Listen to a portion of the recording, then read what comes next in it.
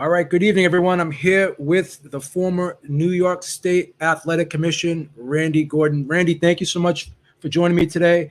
Tons of questions I got to ask you. A lot of stuff I want to ask you about the fights. I actually want to ask you about some of the commission rules. I know there's been some controversy with hand wraps, drug testing, and I kind of want to go over that stuff with you too. But let's kick it off right now with the big fight. I'm sure you saw it: Terrence Crawford versus Errol Spence.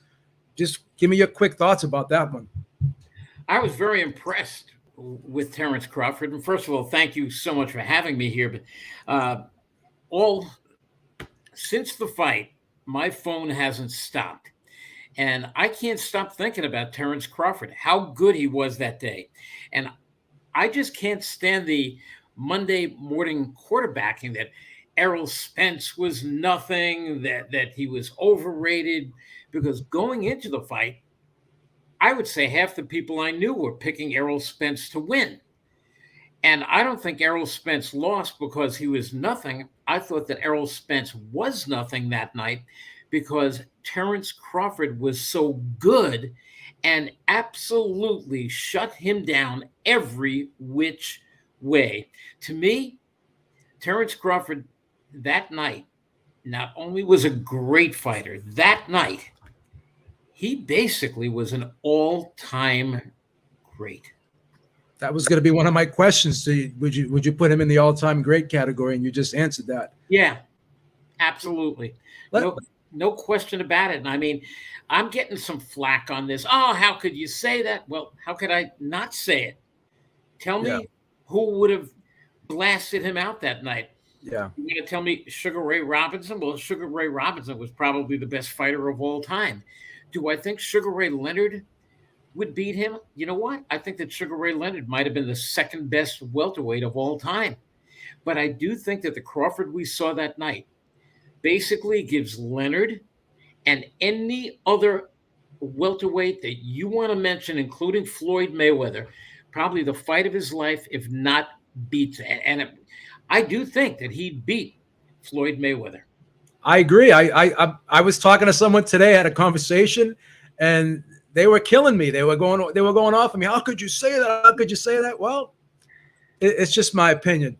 Now, I don't want to take away from Terrence Crawford's victory, but I was worried going into the fight for Spence. I just didn't seem like he, looked right to me, in my opinion. And I always thought that Crawford would win. I thought it would be more competitive. Obviously, I'm not going to say that I expected that. I don't think anyone did. But I always thought the longer this fight took to make, the worse it was going to be for Errol Spence because of the outside living, because of the difficulties making weight. And I do have to say that he did look a bit off in the lead up. I do suspect, and this is just my opinion, I could be wrong, I do suspect that there may be some cognitive issues with him. I don't know what your thoughts on that are. I don't want to take away from Crawford because I still think Crawford would have won.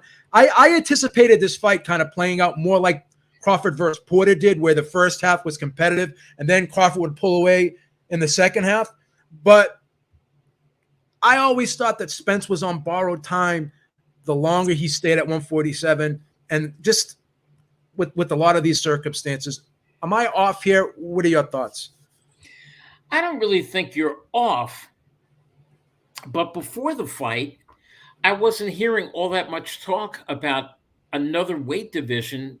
Some people were mentioning after this fight, this could be the last one at 147 for Spence. It could be the last one for Crawford. But I wasn't hearing that either guy was killing himself to make 147. The only thing that, and I mean on my Sirius XM show with Jerry Cooney, so, I'm on the record here without being a Monday morning quarterback. We were concerned with, of course, that horrendous car accident that Spence had suffered years ago. But he came through it, and I was at the Ugas fight. I was at ringside for the Garcia fight, the Danny Garcia fight. And this was post-accident. Yeah. And I didn't see anything wrong with him. And quite frankly, I did several interviews with him going up to the leading in the months before the fight. And even when they announced the fight in New York City, they had a big press conference, and I had a one-on-one sit down with Errol Spence. And look, I heard that there was a little change in his speech pattern from the Errol Spence I knew years earlier. Yeah. But after the fight, and keep in mind, after a fight, a guy is so tired, Sure. so physically and mentally drained, that even if the guy does have a usual loud voice and he's very, very jovial all the time, well, after the fight, I was sitting back, shaking my head, saying, "Oh my God, listen to Errol Spence now." But then I had to say, it is post fight. He did get hit an awful lot in this fight. He was down several times. He was hurt. I mean, it was getting to the point his face was getting so swollen and busted up and chopped up that the last time I saw him looking like that, and I hate to bring this up, but when we saw pictures of him after the auto accident, and now we're looking at him, his face is changing as we're looking at it. He was busted up. He got hurt that night. And instantly, and I think this is the old commissioner in me, maybe once upon a time I would have said, you know what? Let's have a rematch. But as a former commissioner, I said something on both SiriusXM the other day and on my Facebook podcast, which I do, Randy's Ringside. And watching that night was New Jersey Commissioner Larry Hazard. And I said, I'm going to say something to all of you that maybe you're not going to agree with, but I'm telling you that I don't think Errol Spence should fight any longer. A rematch? I don't want to see a rematch. What for? If this fight went 12 rounds and it was a close decision, a controversial decision, split decision, majority decision, half the people thought that Spence won the fight, I'd say, okay, let's do a rematch. But this thing wasn't even close. The only close part of this fight was round number 1. And from that moment on, it was all Terence Crawford. One-sidedly. This was a one-sided beatdown. Do I want to see a rematch at 147, 154, 160, 168? I don't care what weight they come in. I don't want to see a rematch. And I hope that Errol Spence goes through a battery of tests. I hope he comes out clean. All I know is that I don't want to see a rematch. Yeah, I don't want to ever see him fight again, and I don't mean that in a disparaging way. I like the guy a lot. I like both guys a lot. But even though you said Danny Garcia, you said Ugas, but here's the thing. This is my take on it. You edge closer and closer to that edge of the cliff. Move closer and closer to the edge of that cliff. Each fight, you're taking steps towards that, right? And there's only a matter of time where you're going to get pushed off it. And again, I always was worried about him, even in the Ugas fight, when I saw him get hit and then he paused and he looked down, I was always worried about him. Now, again, I thought it was going to be a much more competitive fight first half, but I thought he was going to pull away Crawford in the second half. But because he just got beat so badly in this fight, I don't want to see him fight again. I think that he moves up to 154, gets a couple fights. He's still going to have to see Crawford again. Like, what is the point? There's no light at the end of the tunnel, in my opinion. So I just hope he retires, and he's going to make that decision. But he's talking about rematching in December. I don't see how any commission is going to allow that to happen. They're going to probably at least, like you said, make him go through a battery of tests, at least make him take a year off, I would think. Yeah, I mean, to think that he could even fight in December, which means he'd need about an 8-week training camp, which means he starts in October. It is August. He needs a good 3 to 4 months away from contact. If he wants to go out and jog and run and sprint or whatever, fine. But a fight in December makes no sense whatsoever. And as I was saying a few minutes ago, when I was on my Randy's Ringside on Facebook Live, watching was Larry Hazard. And I said, I don't think that Errol Spence should ever fight again. Commissioner Hazard chimed in, I agree with you. I don't think he should ever fight again. And I spoke to Commissioner Hazard one-on-one later on. And I said, Commissioner, if, let's just say, the promoters come to you and they say, we want to put on a fight next, let's say next May or June. We want to do it in Atlantic City at the convention center. It is going to be a huge fight. As we know, Atlantic City once was, I think, the capital of boxing back in the 80s. Then it dried up, and now it's coming back again. Well, Commissioner, wouldn't you love to have a fight of that magnitude? He said, I certainly would. I don't want to see Errol Spence, though.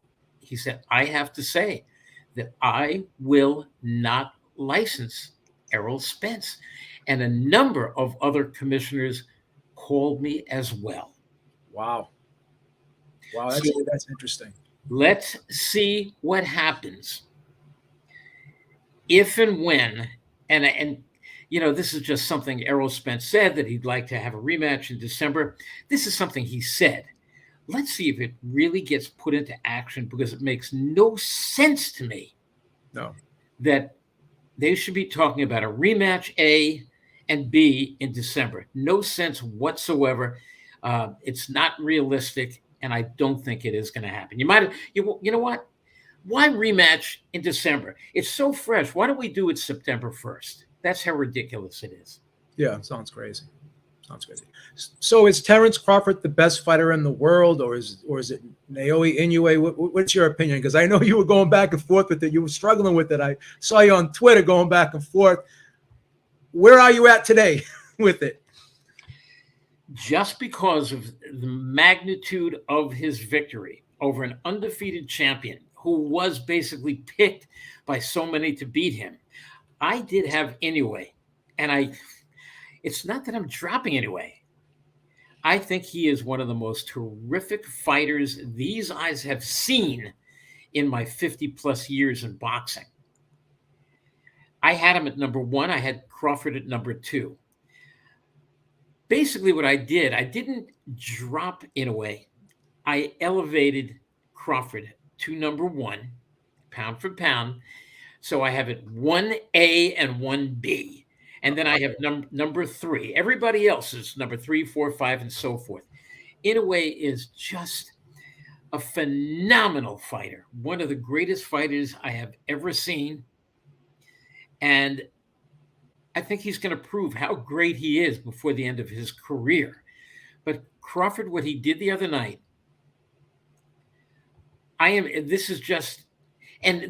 think about this. These two fights took place, Inoue and Fulton, and Crawford and Spence, within days of each other. Yeah. So that's amazing. That's crazy. That's crazy. So I'm so glad I have you here, because this is one question I'm dying to ask you. Speaking of Inoue, the whole hand wrap controversy. Now, I've researched this thoroughly, and you correct me if I'm wrong on anything. I have not seen, I looked at the New York State Athletic Commission's rules, the Nevada State Athletic Commission's rules. I looked at California, and the big complaint was the tape on the hand. And from my understanding, listening to Stitch Duran, listening to a lot of therapists talk about that, tape on the hand provides more stability for the wrists. That's the main reason for it. Now, Fulton's camp was complaining about that, the whole stacking thing. And that's another thing. I could not find a rule that said you couldn't put tape gauze. I know Canelo does it that way. I think Floyd does it that way too. Can you explain this whole hand wrap controversy? And would you have had a problem with the original way Inoue wraps his hands? No, you're given a certain amount of gauze. And basically, let's see if I even have one of these roll. Yeah, I have a roll of gauze in front of me, because when I train my fighters, and I know I'm going to be doing 10 rounds working out on the bag, or I'm going to have my fighters sparring, I use this, and then you have another basically half roll that you could do anything else. Wrap it around the wrist, the thumb. Maybe you got a jam thumb that you want to secure a little bit more. But basically, you want to put the tape right before the knuckles. Like a half inch, right? Yeah, right behind the knuckles. And then Yep. you've got a little pad there. Believe me, when you put your hand into the gloves that already have padding in it, all this does is protect the hand even Good. further. It does not injure the fighter it's striking anymore. Because you gotta remember, even with those gloves on, if a fighter throws, let's say, a body shot, he goes to throw a right hand and he throws it at the body. And as the right hand is coming in, I just kind of quickly drop my left elbow down to kind of protect my body. And it catches the fighter on the top of the glove. Even though the fighter has that glove on, if there was no tape, that hand shatters like an Yes. eggshell. Yes. I can't tell you how many fighters break their hands even with this gauze on. So I think when there's hand wrap controversy, it's because of some other corner just almost afraid of the other guy's punching power. You can only use so much anyway. I don't care if you put every bit of it over these two knuckles, but if the guy has, let's say, he's broken this knuckle or this knuckle a few times, you want to just protect it a little bit more.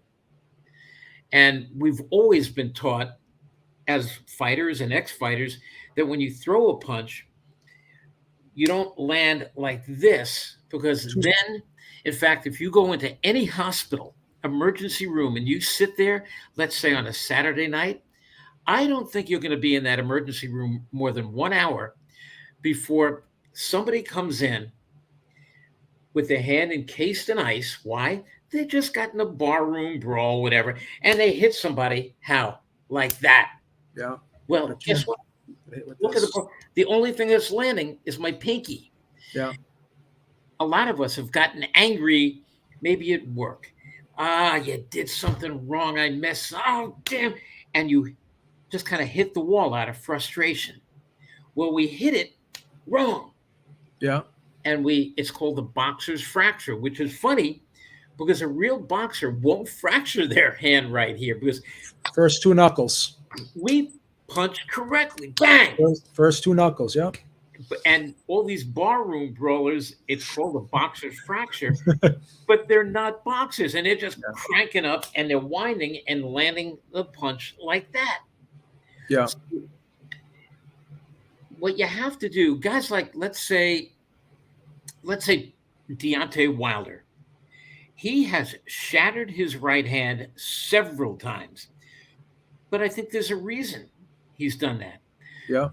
Because Deontay Wilder may be the hardest right-hand puncher in the history of the sport. He hits so freakishly hard that when he lands, and listen, it could be on the top of the head. He's aiming at the chin. The guy ducks his head a little bit. What are you hitting? You're hitting the top of the coconut. After this, go out, go to the store, go to the produce aisle and get yourself a coconut. I want you to punch that coconut. You're not going to do it, obviously. But what happens is when you do that, things are going to break. That coconut's not going to shatter. Your hand will. And no matter how much tape a guy like Deontay Wilder uses, somewhere in the fight, He will land up here. He will throw a body shot and land on the guy's elbow. And the elbow is one of the most dangerous weapons in combat sports. Yep. I have taught all my daughters to fight, not to box, that if you ever have to, you throw your elbows. You hit somebody across the face or across the nose with your elbow, it's like hitting somebody with a ball-peen hammer. So Deontay Wilder, with all that explosive power, slams a right hand towards somebody's midsection. If they don't block it, their ribs are going to crack. But they block this one. Bang! Deontay lands. His hand gets shattered, even with all of that tape enclosed inside that glove, which has foam about this thick. That's how hard he punches. Okay. So now we're going to go to one more regulatory question. The drug testing. So we have USADA, we've got VADA, and we have the standardized commission testing. Mm-hmm. Now, all three entities generally have their own protocol, and they all have their list of banned substances. Do you think with the third-party testing, do you think it's hurt, helped, or made things more confusing, in your opinion? I think it's actually helped because, look, any fighter I work with or I'm friendly with, we talk about what's banned and what's not banned. And every week, every month, commissions add new things, words that you and I can't even pronounce, 25 letters in the word, 6 syllables, whatever. But they keep putting these drugs. They're all kind of designer drugs. They just came out yesterday, whatever. And the commission gets wind of that one and they test it and they find out that it does this and it does this. And it makes you stronger and faster and gives you more stamina. Nope, got to ban it.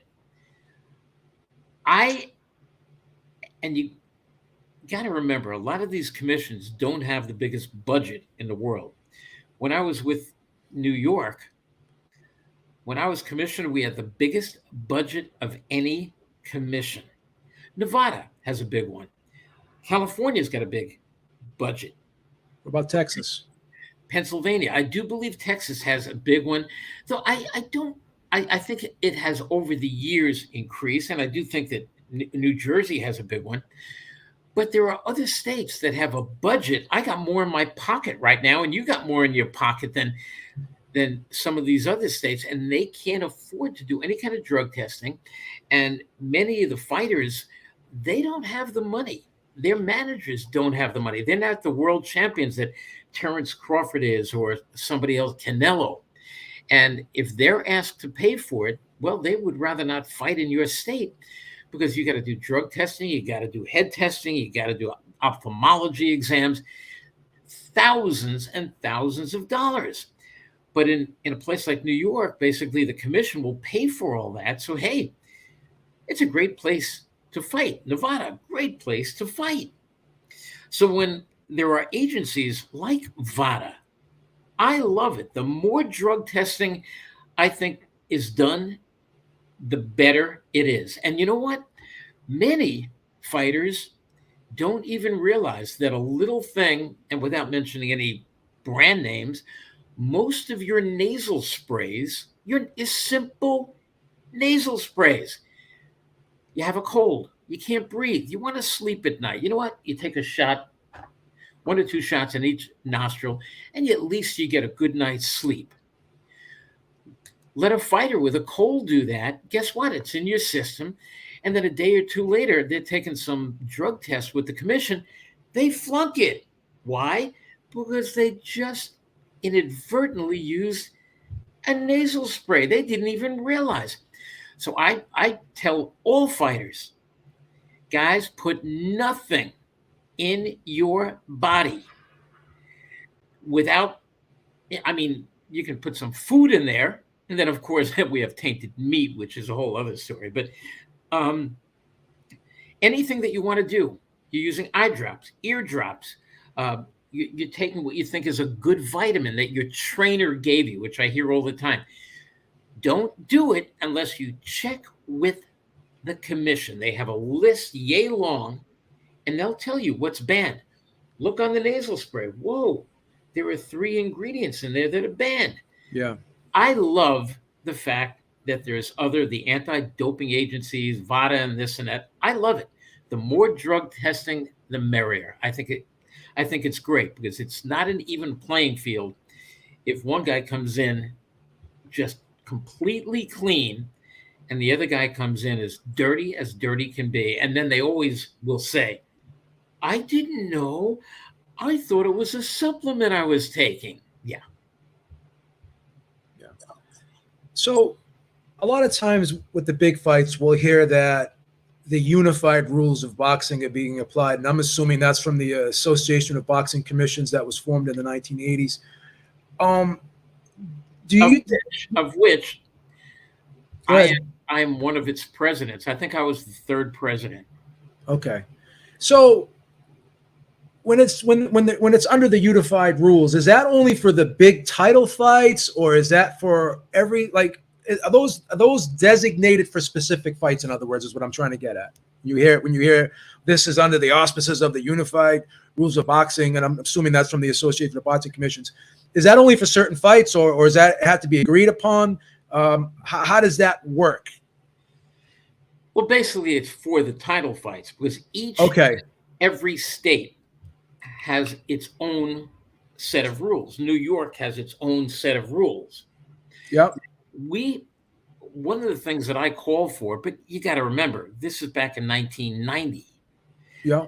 But I did something at one of the meetings. I said, gentlemen, we are here as an association of boxing commissions. We are supposed to work with each other. And one of the things that's not working, if a guy is suspended in New York, he'll say, screw you, New York. I'm going to go fight in Ohio, or I'm going to go fight in Nevada. I say this: if a guy is suspended anywhere, any state suspends that fighter is as good as suspended all over the US of A. So if somebody gets suspended in California and he says, heck with you, California, I'm going to go fight in New York. Well, no, you can't. Why? Because you're suspended by a brother commission. And unless they get cleared by that original state which suspended them, then it all stays suspended. So it turns out that there are many rules that apply when fighters go out of town and they want to fight somewhere else, or if it's a championship fight, there's basically different rules. Now, some of the states used to have a standing 8 count. Other states didn't. And we allowed that to continue, but we took a vote. How many want to see the standing 8 count? A few states said, yeah, sure. Most of the states said, no. Yeah. And we said, let's go by what the majority says.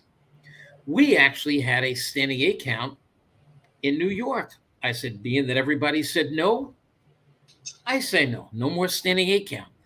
And I took all my rules in New York and I made them what everybody else, what the majority wanted. So I changed my rules. Nevada changed their rules. There was actually a referee years ago who used to yell at me from New York.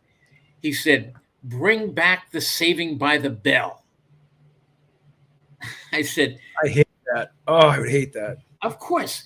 I mean, saving by the bell. Wow. A guy gets, it's a 10-round fight. The guy gets hit with about 2:57 gone. There's 3 seconds to go. He gets hit. He's winning the fight. He goes down. The referee counts 1, 2. As he gets to 3, ding.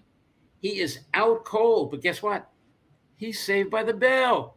They drag him to his corner. They plop him on his stool. He's sitting there out cold as they're reading the winner by decision. It's a crock. So we all got rid of it. Thankfully, when I say all, I mean capital A, capital L, capital L. We all got rid of saving by the bell. Yet this one veteran referee years ago used to say to me, if I ever become commissioner in New York, I'm bringing that back. Oh, that's crazy. So we try, the Association of Boxing Commissions tries to get everybody on the same page.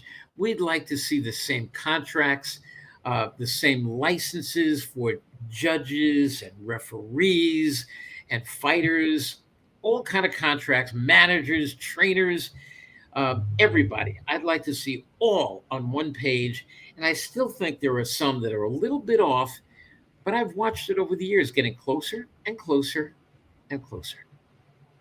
So I'm going to first give you my opinion on this, and then I want to hear your opinion on it. I'm not a big fan of the day before weigh-ins, and I'll explain to you why. I know they were brought in place to become, make it safer for the fighters, but I think it's done the opposite. I think what it's done, in my opinion, is it's given fighters a false sense of security. It's incentivized them to stay in a weight class too long because they think to themselves, oh, I have 36 hours to rehydrate and get everything back that I've depleted. And, if you talk to a lot of medical personnel, people in the industry, they'll tell you it takes 72 hours, sometimes even longer, 5 days to get all your electrolytes and nutrients and minerals back. So I don't like those day before weigh-ins. What is your take on that?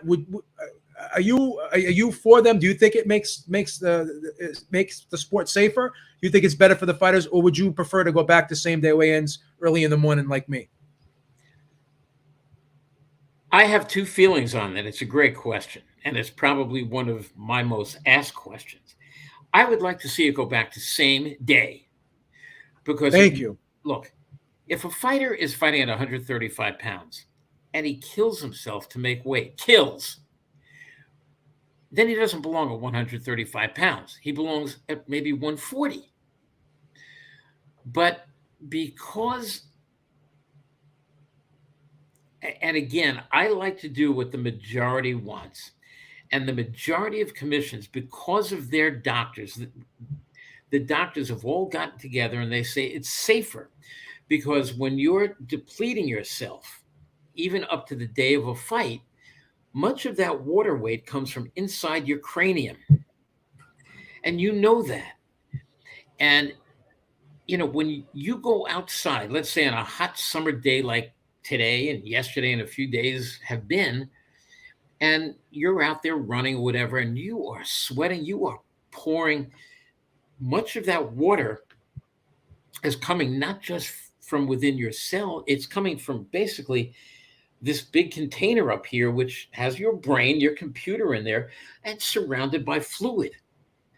And the doctors, many of the neurologists, say that the fighters who have killed themselves to get down to the weight, which again, I don't agree with at all, they will kill themselves and then they're completely drained. And they say on fight day, if this happens, when they get into the ring, there could be more injuries. Now, I don't know that there's been enough studies to show if that's true or not. I don't know. I don't think there has. And that's like saying, that they show that 12-round fights are safer than 15-round fights. And I think in some cases they just might be. But look, I mean, I have sat ringside for outdoor fights. Jerry Cooney against Larry Holmes, it was 120 some odd degrees in that ring. The hottest I've ever seen it, and I was on the broadcast team for the Sugar Ray Leonard fight against Tommy Hearn, September 16th, 1981. We had a thermometer in the ring. We were sitting at ringside. It was about 98 degrees at ringside. In the ring, because of the television lights, I believe the temperature was 128 degrees. And these guys fought for 14 rounds in that. Wow. And it was Sugar Ray Leonard who had more left at the end, because Tommy Hearns, really wasn't doing the right thing as far as consuming water, hydrating. And he also made the mistake of not listening to Emmanuel Stewart telling him not to get a massage the morning of the fight. Yeah. Now, for all of us who have gotten massages, you might say, wait a minute, how can a massage actually opens you up even more? If you've ever had a massage and you're laying there with your face down and they're doing some deep tissue massage on you, you actually get a leaky nose. You get a runny nose because every passage is just open and you are dehydrating so quickly. And Tommy Hearns did that, not realizing that going into the fight, what he was in for, and it was one of the most brutal fights I've ever been ringside for. And Sugar Ray Leonard was completely dehydrated, but so was Tommy Hearns. But Sugar Ray Leonard was still doing enough to take in the fluids, and his body was retaining it. And it was close going into that 14th round. And if you remember, Angelo Dundee leans into him, and Sugar Ray Leonard's got a lump on his left eye. And Angelo Dundee says, "You're blowing it, son. You're blowing it. Look at him." He steps out of the way, and Ray looks across the ring. Tommy Hearns is sitting back, draped on his stool, and Leonard said to himself, I am going out and ending this. And because he was hydrated more than Tommy was, and he just had a lot of everything left, he went out and finished it. So, I mean, I'm not sure how I still feel about day before or day of weigh-ins. I just think way too many guys who are fighting in a certain weight class are not even getting close to that weight class. And it's an absolute shame when they know they're not going to make the weight on, let's say the fight is Friday, the fight is Saturday, the weigh-in is Friday, and they still don't make the weight, and they know they're not going to make the weight a week out. Shame on them for doing that. They shouldn't even be in that weight class. Yeah, it's horrible. So one great thing you did in your career as the commissioner in 1995, under your watch, the first female boxing match, you sanctioned that. Let's fast forward now to many years later, April 30th, 2022, Katie Taylor, Amanda Serrano go back to that same state that you were the commissioner in, sell out the Madison Square Garden, probably the biggest female fight in boxing history, and you spearheaded that. Did you ever think it would get that far? And do you take a sense of pride in being a part of that? Because I think you were indirectly. You know what? Jerry Cooney, who was with me that night, will tell you, I cried that night. Why did I cry? Because, look, I have long believed in female sports. Females play everything. Why shouldn't they box if they want to? And I saw that. And I saw that in New York, it just wasn't allowed. And I saw a tremendous female fighter by the name of Lady Tiger, Marion Trimiar, who is now in the Hall of Fame, thank goodness. She couldn't get fights in New York. And she used to have to go. She went out to California, and she once fought on a Native American reservation where the referee was the girl's father, and two of her brothers and an uncle were the judges. What chance did Marion Trimiar have? And she still won the fight. But I said, Marion, one day, I don't know how, but we're going to see female boxing, never knowing that I was going to become commissioner. And then when I decided to license it, up in my office was the former commissioner, Jose Torres, the former light heavyweight champion. Customato. And he was a ladies' man to begin with. And I loved Jose Torres. But the one thing Jose Torres did not believe in was female boxing. And he took me in my office, his old office. He said, I got to talk to you. You are about to license females to fight. Do you know how ridiculous that sounds? He said, they're laughing at you. I said, who's laughing at? He said, the media, the fans, they're laughing at you. And when this really takes place, you are going to be laughed at even more. Think about this. And I said, Jose, I want you to think about this. One day, two females are going to fight in the main event at Madison Square Garden. He slaps his head. He said, Randy, don't say that too loud because you will be laughed out of this sport. I'm telling you. You are going to walk away with your tail between your legs and you're going to say, why did I ever say that? Well, that night at Madison Square Garden, and Jerry Cooney knows how I felt about it, I was seeing all those tremendous females at ringside. I saw Clarissa Shields and Michaela Mayer and Sinisa Estrada, she's just one of my absolute favorites, and Jessica McCaskill. They were all there. And then when Amanda Serrano got into the ring and Katie Taylor, and the announcement was made, and 20,000 people, this wasn't an undercard fight, this was the main event. I got emotional. And Jerry looked at me and he tapped me because he understood. He felt it. Over the years, yeah, what I had been through to get females. And I must tell you, I got 4 daughters.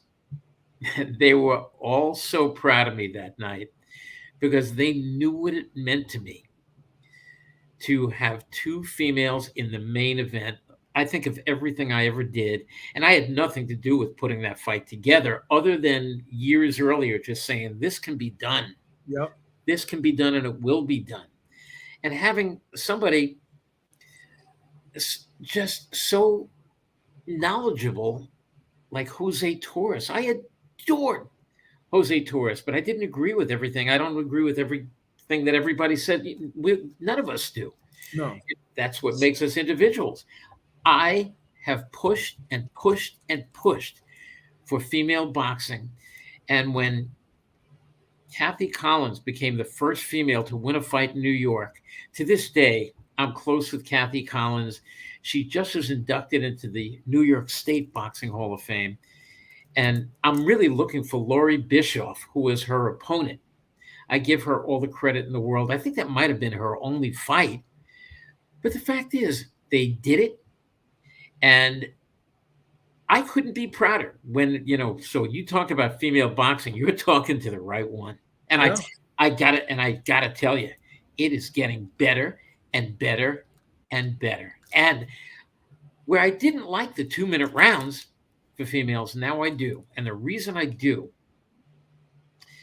girls, ladies like Clarissa Shields and Sinisa Estrada, ladies like that can fight 3-minute rounds, and they actually do want to fight 3-minute rounds.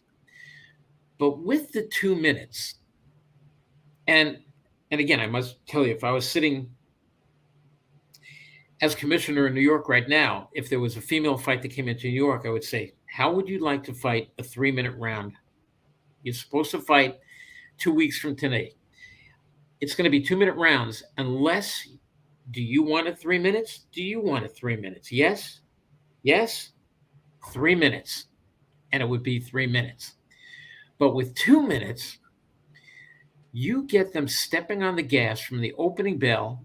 Every female fight I see is actually a little bit more entertaining than I think than any of the men's fight. You don't see a bad female fight.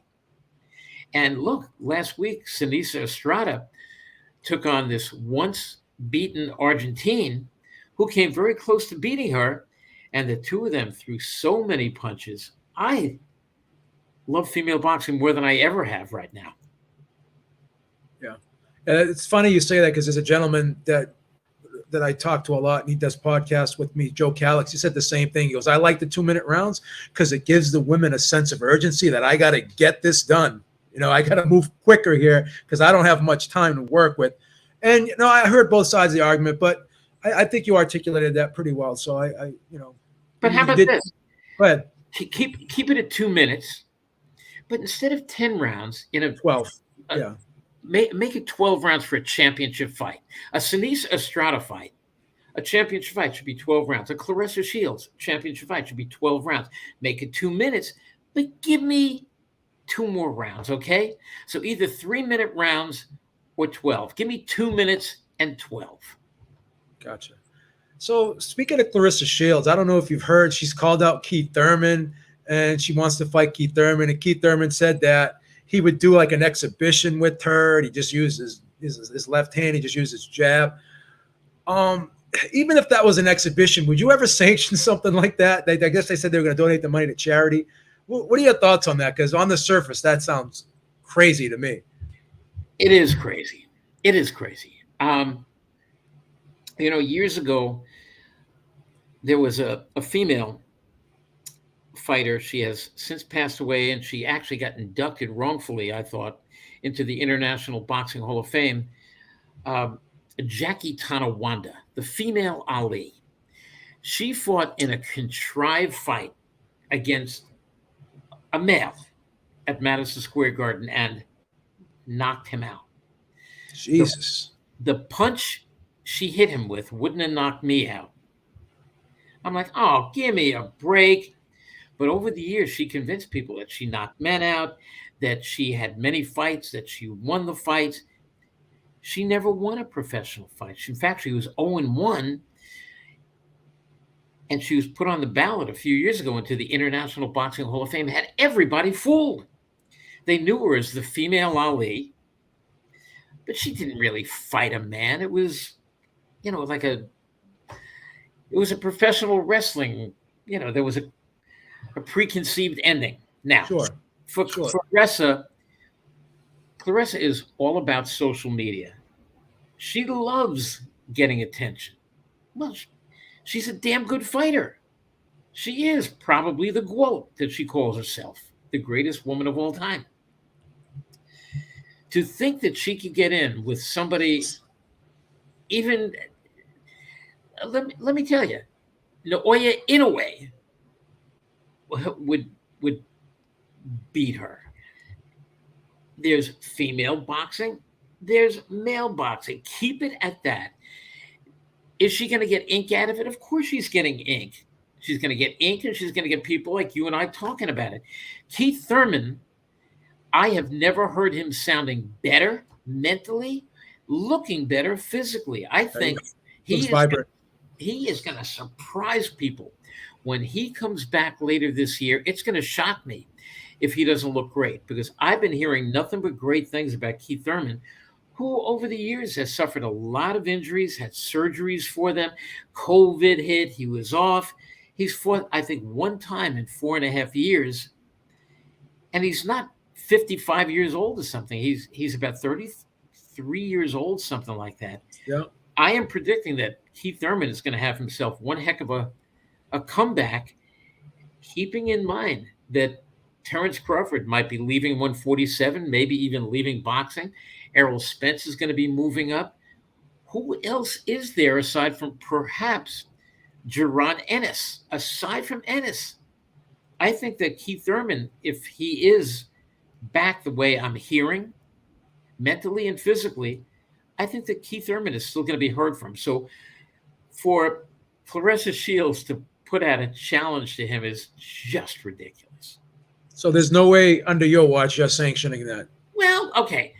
Go ahead. Let's say, because I don't know what the rules are going to be here. So I'm sitting here, and they walk into my office. Representatives walk into the office of Clarissa Shields and Keith Thurman. And they say, we'd like to do an exhibition. I'd ask, what does that mean? What is an exhibition? Muhammad Ali used to box exhibitions all the time, and with big pillow gloves, and he would he'd slap his opponent around a little bit, whatever, and he would go to the ropes and cover up, and the guy would just pound away, and they would entertain the crowd. Well, what does this mean, an exhibition? Should Keith Thurman open up on her? Is there going to be a referee? Is there going to be knockdowns? I would want to see the parameters of it, but it's nothing to be taken seriously. Okay. Nothing at all. It could never be a real fight. In other words, it would have to be, kind of going easy, just kind of like a sparring session. The only place I could see this happening is in a place, let's say, perhaps like in Virginia, which doesn't have a strong commission, or some other jurisdiction of West Virginia, which doesn't have any strong commission, and they would do anything just to have some big event come into town, and people will flock there and go to their restaurants and hotels and everything else. But no, it cannot happen unless it happens strictly under just some rules that spell out what an exhibition is. Okay, remember a couple of years ago with Mike Tyson and Roy Jones? Roy Jones, yeah. In my mind, they talk to each other. Mike Tyson likes Roy Jones. Roy Jones likes Mike Tyson. And Mike definitely said to him, I ain't opening up on you.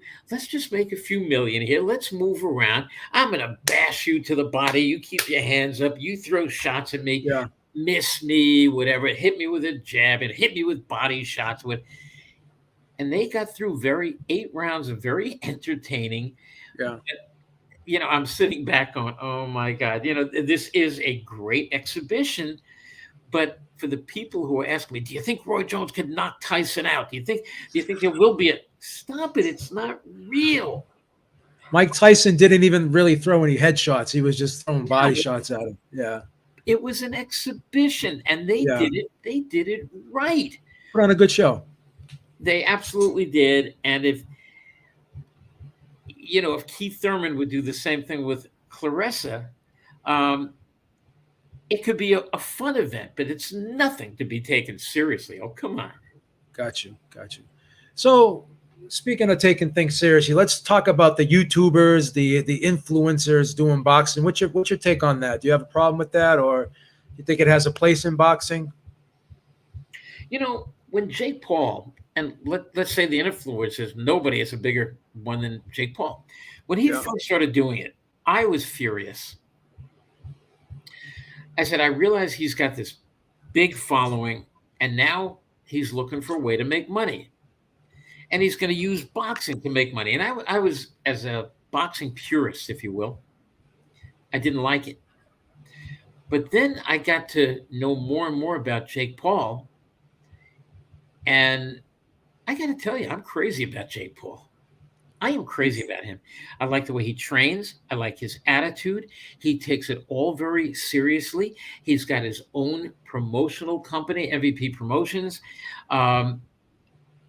I just think, and he's taken Amanda Serrano to another level, because her promoter that she was with before, Lou DiBella, did a great job in building her up, but could only get her so far. He was the one who basically engineered her fight against Katie Taylor. And she is on all of his undercards. He trains so freaking hard. Does he pick absolute stiffs to fight? No. His last fight, he lost. And what did it do? It made him get back to the gym and work even harder. So I applaud Jake Paul. Would I buy his next fight? I'm either going to buy it, which is coming up next week, or we'll find out tomorrow. I think I'm jumping on a plane. I want to go watch it. I want to be there. Wow. So a lot of these guys who are fighting, KSI and so forth, and even Logan Paul, Jake's brother, they take it seriously. But if you can't take it seriously, and I mean, one or two of the guys that Jake Paul did fight, former MMA guy who went out, I think it was in the first round. Oh, Tyrone Woodley. Yeah, Tyrone Woodley. No. Woodley, in the first fight. The second fight, Woodley got knocked out in one round. Yeah. Before that, there was another MMA guy. Oh, the Ben Askren. Ben Askren. Yes. Ben Askren is a guy who could take you down, tie you in knots, rip your arms off, rip your legs off, rear naked choke you, and you're out of there. But his stand-up game, even at the top of his game in MMA, was dreadful.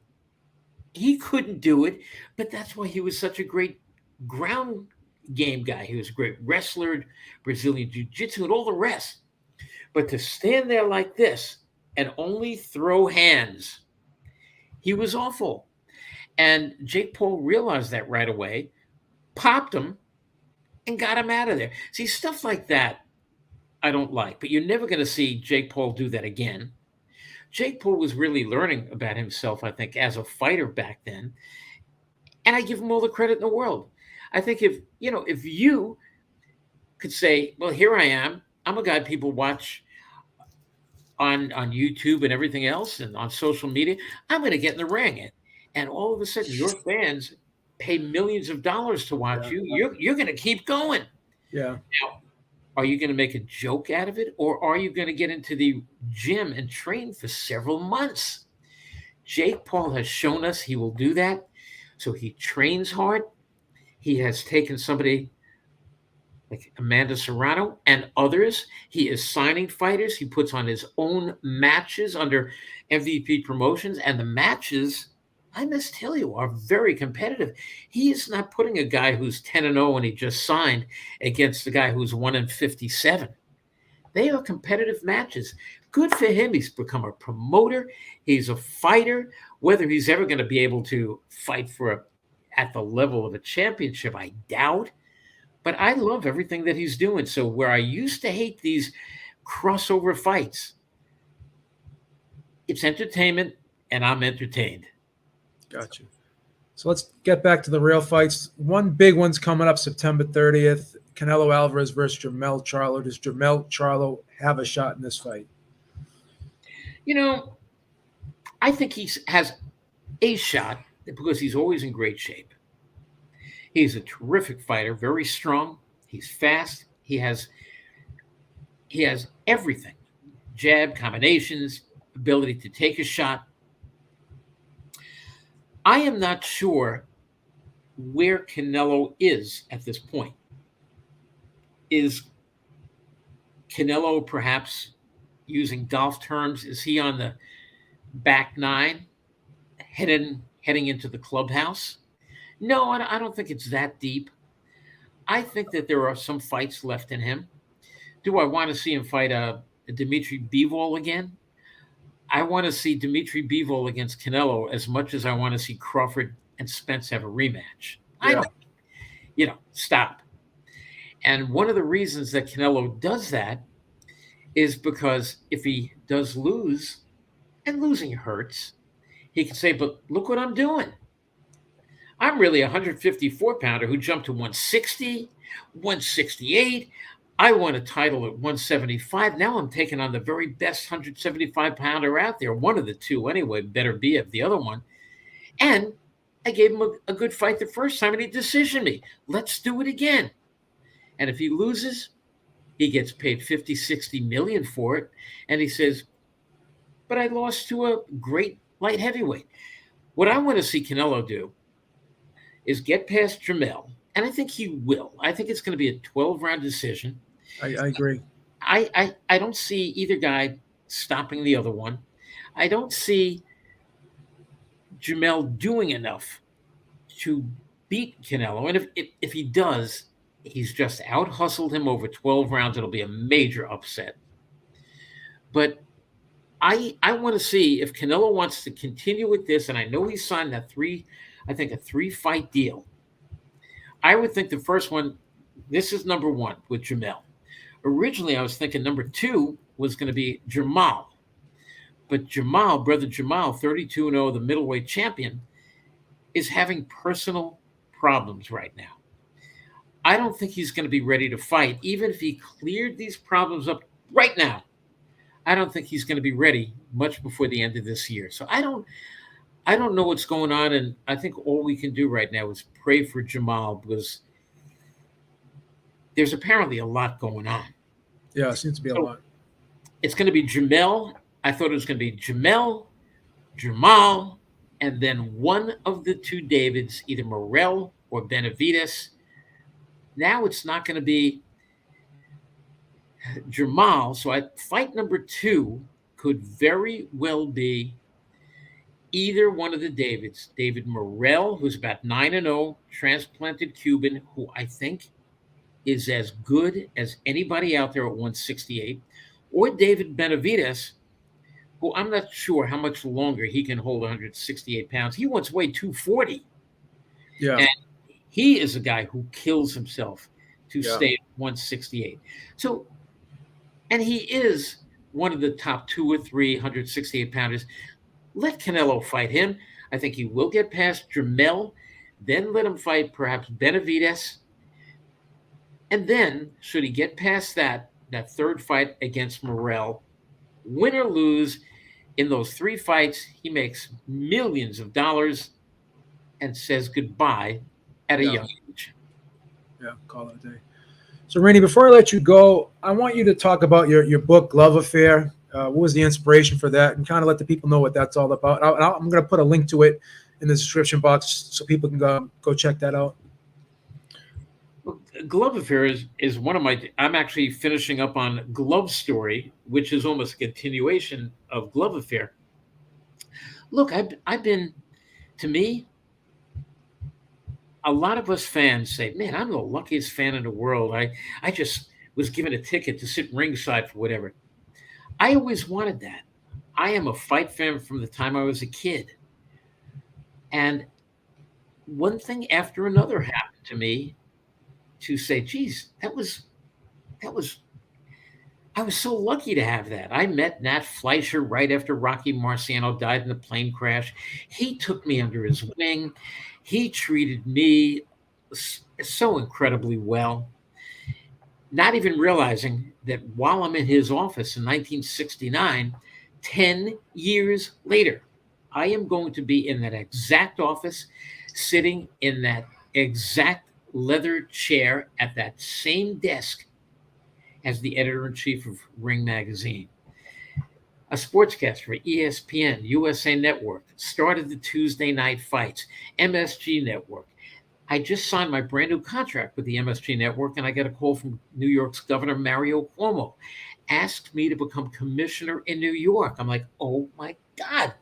I become commissioner in New York. I serve for about 7 years, and I go back into radio and TV. I get a call from fledgling Sirius XM radio, and 14 years now, I'm at the microphone every Monday and Friday with Gentleman Jerry Cooney. Glove Affair is about my love of boxing and so many of the incredible stories that I've been a part of over the years. Gotcha. So the show that you do with Jerry on Sirius XM, that's Mondays and Fridays. Is that 12 to 2 p.m.? Is that correct? 12 to 2 p.m. every Monday, every Friday. 12 to 2 p.m. Eastern Time on channel 156. We have a channel devoted to combat. It's MMA. It's our most popular show, and it's Busted Open. If you can believe that wrestling fans can't get enough of that sport. It's more popular than boxing and MMA put together. Wow. It's frightening how popular this show is. And Dave LaGreca, Bully Ray, and everything, the guys who do it, they're just great guys, and they're big fight fans. And we've got the MMA shows. I'm the one who banned the UFC back in about 1992 in New York. New York became the last state to sanction mixed martial arts. I was invited to the very first MMA show in New York, first UFC show. I've watched my best friend, Mark Ratner, who was the boxing commissioner in Nevada. He once asked me, he said, what are you going to do with MMA?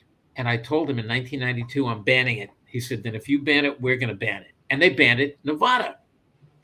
Well, then years later, it starts snowballing and taking off. Mark Ratner then leaves the Nevada Commission to become the vice president of regulatory affairs of the UFC. The very last state to sanction it was New York. Mark Ratner and Dana White invited me to be at Madison Square Garden for the first show, and I actually had to turn them down. I couldn't make it that night because it was my granddaughter's bat mitzvah, and I had to be there at her big party. And Dana White was like, "Hey, I totally get it. You'll be at others, and they have invited me to others." I absolutely love MMA, and I'm going to shock you with this one. You know what I love? The UFC is now backing this slap fighting. Oh. I knew I was going to get you on that one. You like that? You like that? Oh my God. And I love its performers. I have gotten to know personally many of them. They have great family lives. My buddy John Davis is their middleweight champion. He is a welder by trade, and he does so much iron work that his grip, his hands can basically probably just crush a normal hand. And when he slaps, and I get it how you could cringe with this, because most of my friends do, but Jerry Cooney and I both are loving it. And you got to understand, when we go into studio in New York City, many times if we're walking around the streets of New York City, we see these two winos or whatever having a drunken brawl in an alley. We will actually stand there and just to watch the two guys doing this with each other. You and Jerry scoring it? Jerry, how'd you score that one? And then we get on the air and we talk about it. But when they started this power slap, I said, Jerry, you got to watch Wednesday night. And he watched the power slap. He goes, "Oh, Randy, that's the sickest thing I've ever seen." I said, "Well, guess what? Friday, we're having the winners of all the matches." And when they came on and we started interviewing them, and they were just so much fun, I started watching everything involving power slap. And many of the guys in power slap are now calling me the Sultan of Slap. Jerry doesn't like it, though. Does Jerry like it? Yes. He does. You got Jerry to like it? Yes. Oh, and my God. I said, Jerry, how would you like to get involved in it? He said, the only way I would be involved is if I had first shot, because they choose to see who's he's got them ham hooks anyways, right? Oh, my God. His hands are like suitcases. That guy's got huge hands. When he shakes my hand, it engulfs my hand. But if somebody gets first shot, so the guy who has first shot, he could do it on 1, 2, or 3. It goes 1, 2, and bang. Wow. If the other guy doesn't go down and out, now it's his turn. So Jerry said, as long as I get first shot, because I know that if I connect with one left hand, they're not going to be standing. But he said, damn it, I don't want to take any shots. So that's crazy. When it comes to fighting, whether it's MMA, whether it's power slap, whether it's boxing, geez, I love it. I can't get enough of it. And it's truly this is keeping me young. You guys are keeping me young. Yeah, you keep busy. Do you still do the column in the Ring Magazine, Commissioner's Corner, too? Are you still doing that? Yeah. I turned in my second column yesterday. I was hired by Doug Fisher, the editor-in-chief of Ring Magazine. He said, how'd you like to come back to Ring Magazine? I said, yeah. As what? He said, as a columnist. So last month, I turned in my first column, Commissioner's Corner. And yesterday, I turned in my next column. And I will tell everybody a little preview here. I mean, I did do two things in there. I talked about the Crawford fight. And I basically said I'd like to see Errol Spence retire. And B, I'd like to see Terrence Crawford do what very few athletes have ever done at the top of their game. Say goodbye. Say goodnight. Wow. Both of them, huh? Mm-hmm. That's poetic justice there, huh? What could Crawford possibly do to make us? You don't want to see him go up to 154 and become undisputed up there? I do. And as a matter of fact, we probably are. But I like the thought, listen, I would have loved to have seen Andre Ward continue. I would have loved to have seen Lennox Lewis continue. We didn't. They got out at the right time. Yeah. Andre Ward shocked the hell out of me. I saw him a couple days later. We did a one-on-one sit down. I said, Andre, is this a temporary thing? He said, nope, this is it. I said, Andre, you can't do this. He said, I'm going to let you all wonder how good I could have been, because I wondered. Jesus. He said, but you know what? I'm very happy with my career, and I'm glad I did what I did. Now, a few weeks ago, you saw Teofimo Lopez That was amazing. reverse a couple of bad outings. I mean, last December, he struggled against this guy, Sandor Martin, who turned it into the Sandor Martin Invitational Track Meet and just ran all over the Madison Square Garden ring. I mean, we were sitting there. I was in the media section. And we were looking at each other and saying, oh, my God. We hope Teofimo could trap him in a corner and just get rid of him. Because there's one thing to box and another thing to just run like that. It was ridiculous. Teofimo comes back and fights undefeated Josh Taylor, who most people were picking to beat Teofimo. Teofimo trashes him. What does he do? Right after the fight says, I'm done. I'm finished. I retired. Well, a couple days later was the Terrence Crawford, Errol Spence press conference. Who shows up at the press conference? He was there. Now, everybody was there to talk to Terrence Crawford. And I knew I was going to be getting my microphone in there with Crawford and with Spence. I grabbed Teofimo, and we had a fun back and forth. And I said, I call him Tilo. He's Tilo, and Vasily Lomachenko is Vilo. And I said, Tilo, I know you were joking around when you said you were going to retire. I said, no, Randy, I'm retired. I said, you're not retired. And we're standing in the back playfully yelling at each other. And many of the members of the media start coming over to see who Teofimo is yelling at. Well, he and Randy are really having it out. And we weren't. We were goofy. I mean, come on, give me a break. You're not retired. He said, I am retired. I'm not fighting again. I said, you're going to fight again. Give me a break.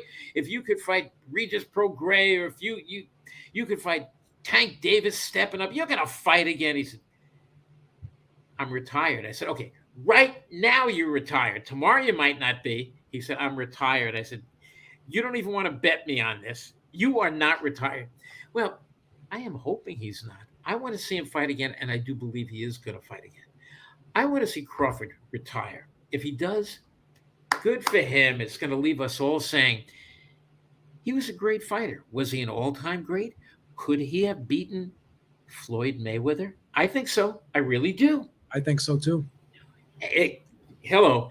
But you know what? As we say this, and people are going to be watching going, and they're supporters of Floyd Mayweather, and they believe that TBE stands for the best ever instead of the best of his era, they're going to say, what are you guys, crazy?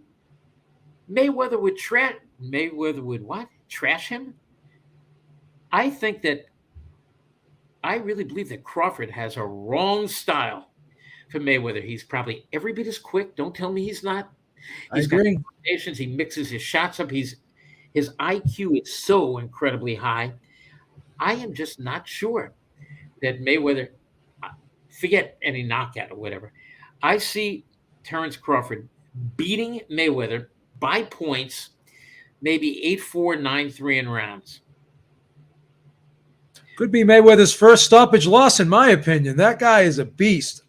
I've seen him deadlifting 500 pounds. He can't weigh more than 160 pounds deadlifting 500 pounds. He is a strong dude. Squatting 315 for reps.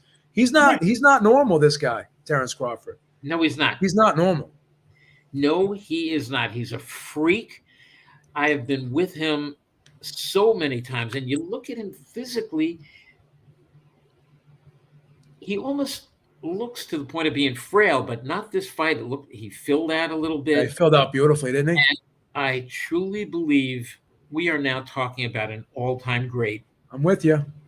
So that's why it was so much fun writing my column fresh off the fight and just turning it in and then saying, now that you've given that to us, now please retire. Just like Andre Ward did, just like Lennox Lewis did. Let us wonder how great you really are. So, in your opinion, what he did on Saturday can't be topped, in other words? What's he going to do? I mean, fight Jaron Ennis and beat him the same way, perhaps? Because I do think he beats Ennis now. I do too. I'm very impressed with Ennis. And I think that if Terence Crawford, can you imagine this? Terence Crawford steps down. In comes Jaron Ennis, fights somebody else, wins the title. I'm praying for Virgil Ortiz, who's battling this rhabdomyolysis. Yeah, that's crazy. Oh my God. And I think this time he really has to sit back and take his time because it's a very serious disease. Yeah. So let's say Ennis does win the championship and maybe has one fight next year, whatever. He wins it later this year, has a defense next year, and then all of a sudden Crawford says, I'm coming back to face you at 147. Can you picture how big that fight would be? That'd be huge. So I think there's a lot of great stuff coming up for boxing. Bigger maybe than we've seen in many, many years. Many years. And I'm just thrilled about what we saw because we've been getting a lot of the fights that we wanted to see this year. We're seeing Inoue against Fulton and this and that. We're seeing we're getting to see Katie Taylor move up and even lose a fight and everything, but certainly willing to give it a try. That Plant Benavidez fight was a good one too. It was great. And I do great think, one. We're getting to see Canelo try different things. And the only weight division I'm really disappointed in heavyweight. Is the heavyweight division because Deontay's sitting around for over a year again. And, he knocked out Robert Helenius with one punch. Yeah. And now he says, of course he wants Fury again. He's got to beat somebody other than Helenius to get him back in the ring for the fourth time. And, enough of their trilogy and on. Yeah. Let them fight somebody else. I get it that Fury is going to be fighting Francis Ngannou because he's so big and hard hitting and everything. But I don't think that's going to be anything more than just a beat down for Fury. Yeah. I want to see Fury face one guy, and that's Usyk. That's it. And then I would like to see Deontay Wilder fight somebody like Anthony Joshua. Yeah. Let that fight happen. And by the way, I don't think Anthony Joshua gets out of the first round in that fight. Yeah, I think Wilder knocks him out. I don't know if he knocks him out in the first round, but I think within 3. Well, yeah, I agree with you on that one. Just to put a little oomph into it, I am going to say 1 round. And then, should he do that, then if Fury gets past Usyk, and if he doesn't get past Usyk, then let it be Usyk and Wilder. Yeah. So I think boxing is red hot right now, and I thank Crawford and Spence for finally getting it done because when they left it to the promoters, things weren't happening, and both guys were getting a little greedy and you're going to get 40%, I'm getting 60. No. Like this, they called each other up and they said, look, we are wasting our time here. Let's get together. Let's make a lot of money. Let's fight for our legacy. Let's do this already. And they agreed. They went back to the powers that be. They put it together. It happened, a fight that, quite frankly, 8 months ago, I never thought it would happen. Congratulations to both of them and to boxing for getting it done. Excellent. Randy, it's been a pleasure. I'm honored to have been able to speak with you for such a long period of time today. And I'll keep in touch with you, man. You got a lot of great insight, and I appreciate the stories, man. Thank you so much. Thank you so much. I really enjoyed myself, and anytime you need me, you know where to find me. Absolutely. Thank you, everybody, for watching. Have a great night. All right. Take care, Randy. Be safe, everybody. Be safe.